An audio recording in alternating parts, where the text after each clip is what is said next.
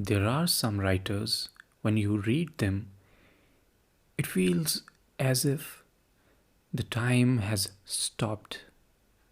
It's not going anywhere. They just take this one moment and they expand it to eternity. Then you get consumed in that writing. And on top of that list, among those writers, I feel Marcel Proust has to be there.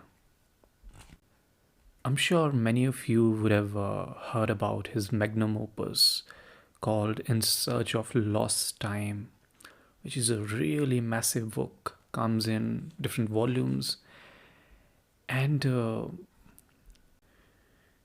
you understand so much about the idea of time and memory and our own experiences through life when you read that book. And I'm just going to give you a glimpse of it, how that time dilation happens, and the way Proust really captures those small moments and really expands them.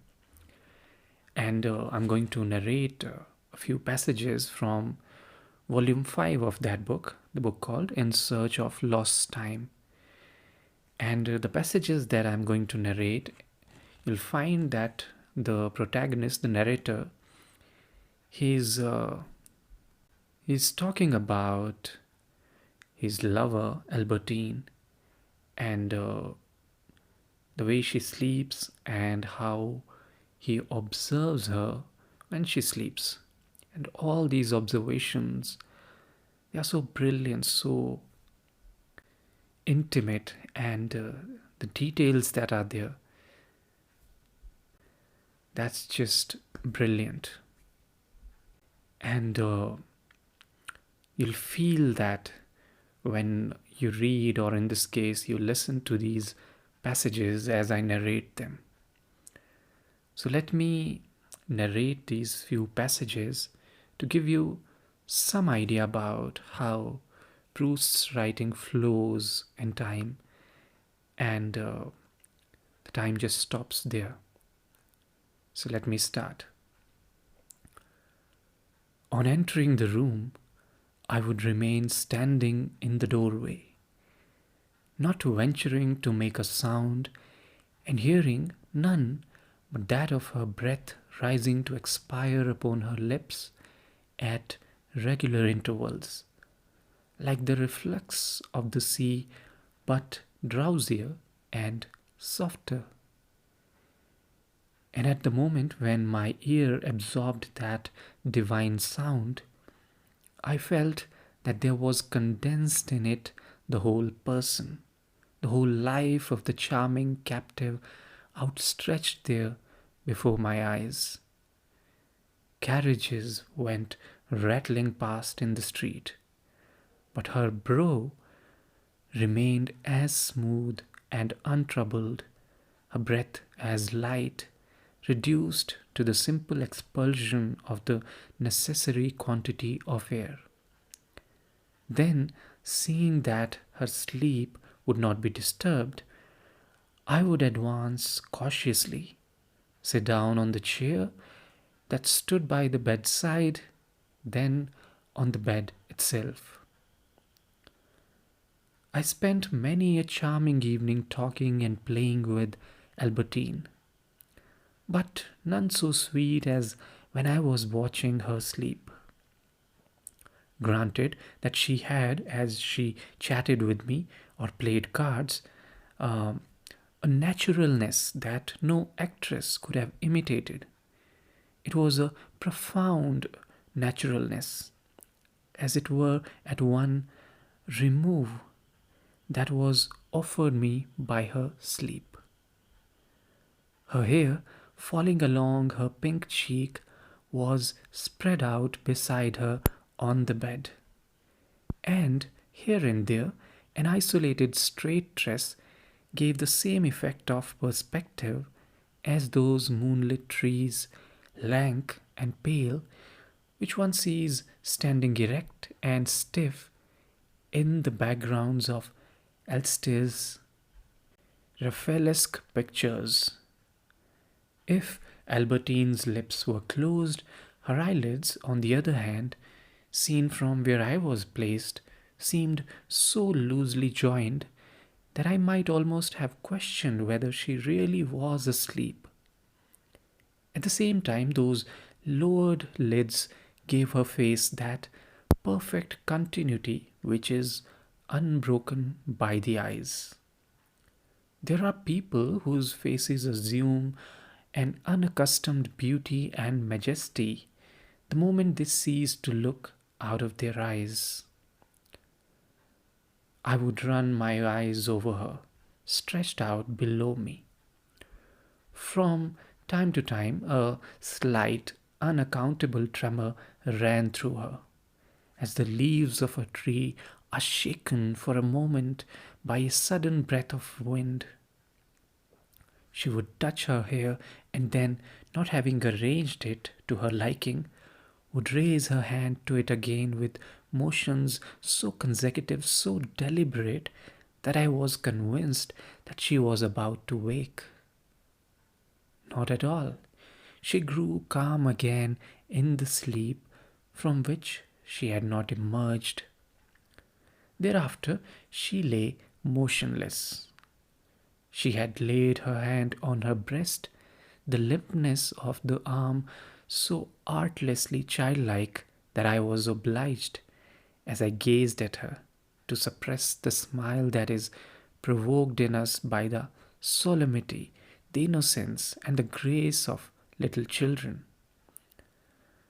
I, who was acquainted with many Albertines in one person, seemed now to see many more again reposting by my side. Her eyebrows arched as I had never noticed them, and circled the globes of her eyelids like a halcyon's downy nest. Races, atavisms, vices reposed upon her face. Whenever she moved her head, she created a different woman, often one whose existence I had never suspected.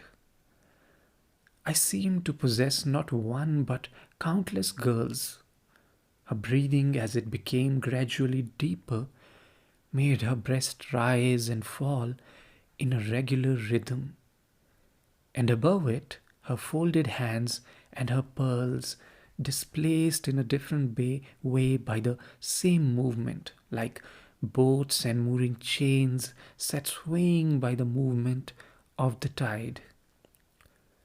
Then, feeling that the tide of her sleep was full, that I should not run aground on reefs of consciousness covered now by the high water of profound slumber, I would climb deliberately and noiselessly onto the bed, lie down by her side, clasp her waist in one arm, and place my lips upon her cheek and my free hand on her heart, and then on every part of her body in turn, so that it too was raised like the pearls by her breathing.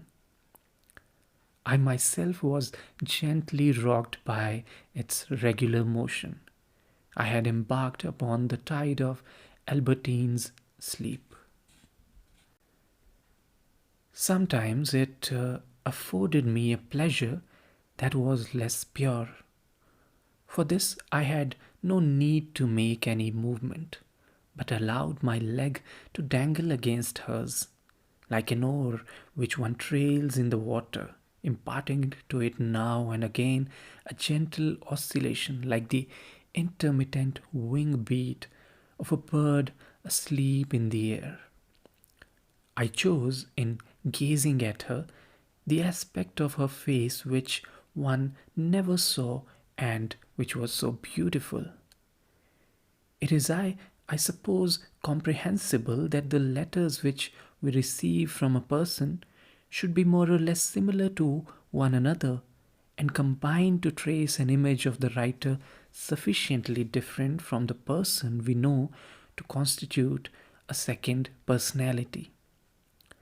But how much stranger is it that a woman should be conjoined like Redica with Dudica with Another woman whose different beauty makes us infer another character, and that in order to see them, we must look at one of them in profile and the other in full face. The sound of her breathing, which had grown louder, might have given the illusion of the panting of sexual pleasure, and when mine was at its climax, I could kiss her without having interrupted her sleep. I felt at such moments that I had possessed her more completely, like an unconscious and unresisting object of dumb nature. I was not troubled by the words that she murmured from time to time in her sleep. The meaning was closed to me. And besides, whoever the unknown person to whom they referred, it was upon my hand, upon my cheek, that her hand, stirred by an occasional faint tremor, tightened for an instant. I savored her sleep with a disinterested, soothing love, just as I would remain for hours listening to the unfurling of the waves. Perhaps people must be capable of making us suffer intensely before they can procure for us, in the hours of remission, the same soothing calm as nature does. I did not have to answer her as when we were engaged in conversation, and even if I could have remained silent, as for that matter I did when it was she who was talking, still, while listening to her, I did not penetrate so far into the depths of her being. As I continued to hear, to capture from moment to moment the murmur, soothing as a barely perceptible breeze of a pure breath, it was a whole physiological existence that was spread out before me at my disposal, just as I used to remain for hours lying on the beach in the moonlight. So long could I have remained there, gazing at her, listening to her. Sometimes it was as though the sea was beginning to swell, as though the storm was making itself felt even inside the bay. And I would press myself against her and listen to the gathering roar of her breath. Sometimes, when she was too warm, she would take her kimono off while she was already almost asleep and fling it over an armchair. As she slept, I would tell myself that all her letters were in the inner pocket of this kimono into which she always thrust them. A signature and a signation would have sufficed to prove a lie or to dispel a suspicion. When I could see that Albertine was sound asleep, leaving the foot of the bed where I had been standing motionless in contemplation of her, I would take a step forward, seized by a burning curiosity, feeling that the secret of this other life lay offering itself to me, flaccid and defenseless, in that armchair. Perhaps I took this step forward also because to stand perfectly still and watch her sleeping became tiring after a while. And so, on tiptoe, constantly turning round to make sure that Albertine was not waking, I would advance towards the armchair. There I could stop short and stand for a long time gazing at the kimono, as I had stood for a long time gazing at Albertine. But never once did I touch the kimono, put my hand in the pocket, examine the letters. In the end, realizing that I would never make up my mind, I would creep back to the bedside and begin again to watch the sleeping Albertine, who would tell me nothing, whereas I could see lying across an arm of the chair, that kimono, which would perhaps have told me much. And just as people pay 100 francs a day for a room at the Grand Hotel at Baalbek in order to breathe the sea air, I felt it to be quite natural that I should spend more than that on her, since I had her breath upon my cheek, between my lips, which I laid half open upon hers, through which her life flowed against my tongue. But this pleasure of seeing her sleep, which was as sweet to me as that of feeling her live, was cut short by another pleasure, that of seeing her wake. It was carried to a more profound and more mysterious degree, the same pleasure as I felt in having her under my roof. It was gratifying to me, of course, that when she alighted from the car in the afternoon, it should be to my house that she was returning. It was even more so to me that when, from the underworld of sleep, she climbed the last steps of the staircase of dreams, it was in my room that she was reborn to consciousness and life, that she wondered for an instant, where am I?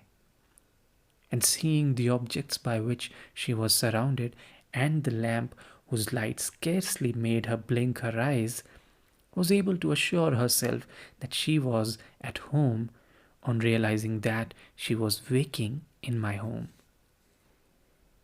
In that first delicious moment of uncertainty, it seemed to me that once again I was taking possession of her more completely, since instead of her returning to her own room after an outing, it was my room that, as soon as Albertine should have recognized it, was about to enclose to contain her, without there being any sign of misgiving in her eyes, which remained as calm as if she had never slept at all.